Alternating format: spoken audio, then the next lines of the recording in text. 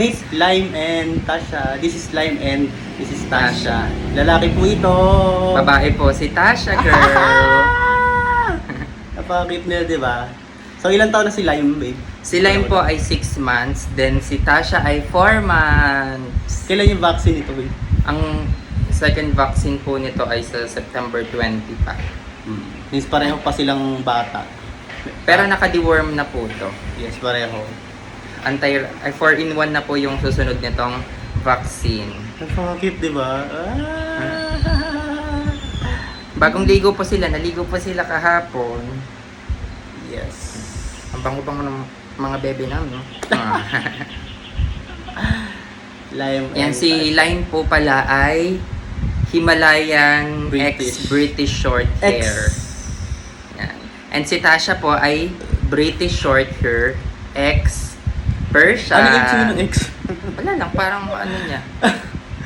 Parang N. Mm-mm. Himalayan and British short hair. Tapos Persian British short hair. Persian British short. Yan.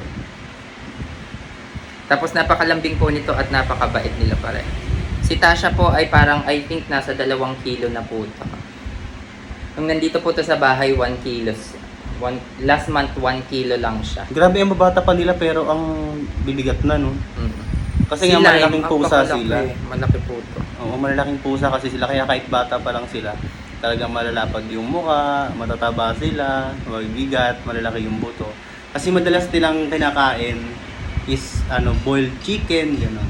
Mga Boiled puro chicken. boiled lang, walang mga timpla. Dapat nga, kahit walang lahi, kahit puspin lang,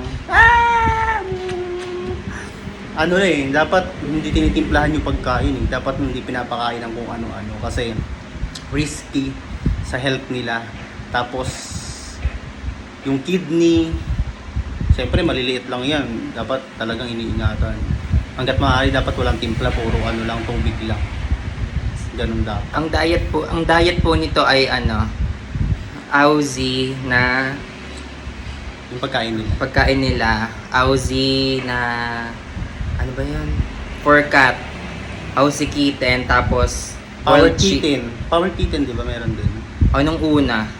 Kaso naumay sila doon kaya nilipat naman namin sila sa Aussie. Tapos medyo maliliit lang kasi yung mas pricey nga lang yun ng konti. 4 pesos lang naman, mas mahal siya ng 4 pesos. Yung isa 211 yung kilo, di ba? Yung As yung Aussie, vitamins nila? to 15. 215. Yung isang kilo. Tapos meron silang vitamins. Actually, dapat lahat ng pusa talaga may vitamins para siyempre yung kalusugan nila hindi naman kagaya sa atin na kaya natin alagaan yung sarili natin, sila hindi. Kusa na lang sila manghihina. At dapat meron silang mga vitamins talaga. Diba lang, no? Dalawa po vitamins nito, isang LCVit, tapos yung isa, yung pampaganda ng balahibo nila. Tasha, no? Tasha. Tapos Pang trivia. anti-lagas din yan. Bigyan natin sila ng trivia. Etong lalaki, mas malambing kaysa sa babae. Ang babae, gala ng gala. Gusto atang magpabuntis. Hoy! Gala tong bebe, Tasha ko na yan. Inaantok siya, guys. Oh. Inaantok. Kaya lang magsushoot muna si daddy. Kasama sila. Ay, no? Ay, God. Napakalambing nito nila. Kung sino pa yung lalaki, yung pa yung tahimik, napakabihib. Kulang na lang No. maging na to eh. Introvert eh. Ganun. Tapos itong babaeng to halipa. Oh, si Tasha Haliparot. Hindi tayo papayag na mabuntis na lang yung bigla-bigla. Bata-bata pa yan, baka di kayanin. Di ba ganun yung iba? Hindi lahat ng hayop kinakayang magbuntis sa mga anak. Napakalambing po nito ni Lime. Si Tasha naman, may times na malambing siya, pero pag gusto niya lang, hindi yun palaging ganun. Pero ang cute, pag kinuha siya, lalambingin ka rin niya ganun. Hindi siya yung Dito nagpapakis. hindi siya yung umaangal. Yung dadamputin mo, umiiwas, hindi ganun. Pag dinampot mo sila, sasama sila. Pero pag pinigapiga mo, iiyak yan, tahimik lang din. No? Ay, maririnig. Tasha. Pag tinapat mo yung bibig nila sa tenga mo, maririnig mo yung iyak nila. Baby ko. Ayan na, umiiyak kasi gusto niyang umalis. May mga sila, may mga pangalan sila na nakalagay sa leeg nila. Totoo, ay nga Sinasabi, pala. ito Oo. kaya Ay, lang. nasa na nga pala. Ba't di mo, ay naku, hindi mo Kasi nilagay. niligo. Kaya tinanggal. Bali, meron silang kanya-kanyang name tag na may nakalagay doon yung contact number, pati address. Ganon. If Ganon ever kabongga. makalabas sila. Ganon kabongga ang mga to. Alam nyo, sobrang sarap talaga mag-alaga ng ano eh. Kahit anong hayop. It's either daga, aso, baboy, pusa. Ang sarap mag-alaga kasi maipapakita mo yung kung paano ka mag-care sa mga living things na kasama natin dito sa mundo. may express mo yung kung paano ka magmahal, hindi lang sa tao, pati sa hayop, di ba? And we should treat them as a human. Na merong puso, na merong bituka na dapat pakainin, na merong isip na dapat itrato sila ng tama. Kahit anong hayop pa yan, no? Ngayon, hindi kami makapag-aso kahit gustong gusto ko. Kasi nasa apartment pa lang po kami and ang hirap mag-adjust para sa mga kapitbahay. At syempre, madalas tayo nagpapahinga kapag grabe ang trabaho. Maingay. Hindi natin makokontrol ang mga aso kapag ka nagtahol-tahol. So may mga panahon, may mga tamang panahon para sa ibang alaga. Pero ito, since mga tahimik sila muna, mga cat muna. Meron pala silang litter sand. Kasi itong mga to, sanay na sanay silang dumumi sa mga litter sand. Ayaw nilang dumudumi sa mga plain lang. Hinuhukay nila yun kahit alam nilang flat lang yung surface. Talagang huhukayin nila yun. Nag-i-imagine sila na may buhangin doon kahit wala naman talaga. Then nakapagtapos na sila maghukay, tsaka sila pupup. Napakahirap pag walang litter sand. Eh ngayon paubos na, kaya lalabas kami para bumili ng litter sand kasi kawawa naman. Hindi na naman alam nila kung saan sila uudo.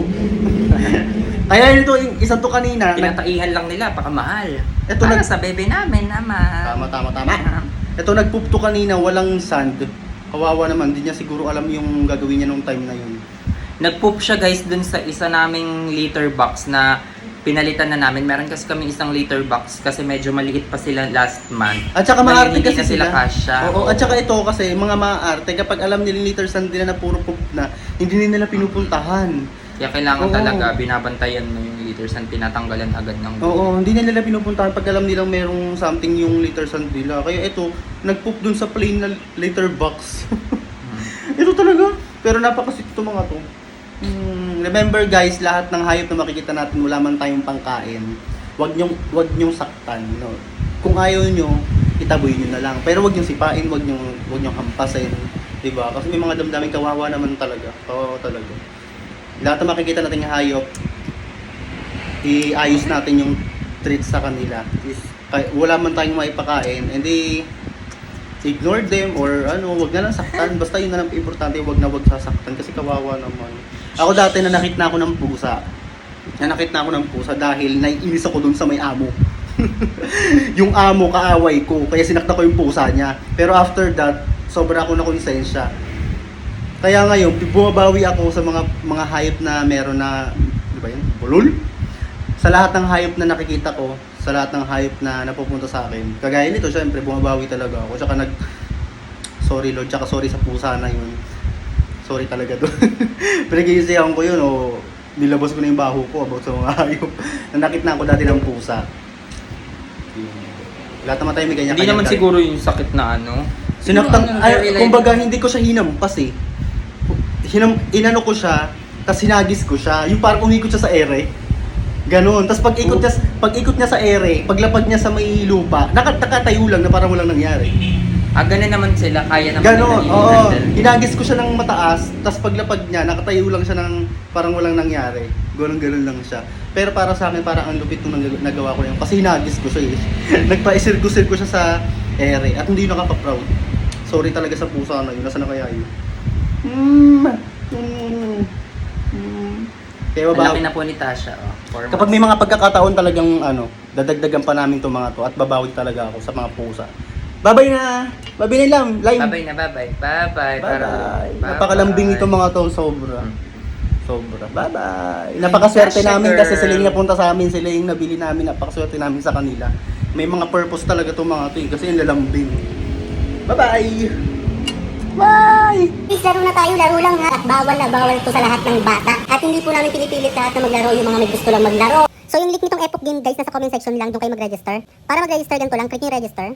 Ilagay nyo lang dito yung mobile number nyo, password, referral ID kung meron, okay lang kung wala, and then verification code na papasok sa mobile number na nilagay nyo dito sa taas. And kapag okay na, click nyo confirm. So ito nga pala sa mga laro nila, meron silang Dragon Tiger at bagong-bagong mines kagaya nung iba at Baccarat meron na rin sila at Color Game, ang dami nilang bagong laro dito. Sa mga gusto na po maglaro, wala pong bilitan, pwede nyo rin withdrawin yung kinita nyo through GCash, download na!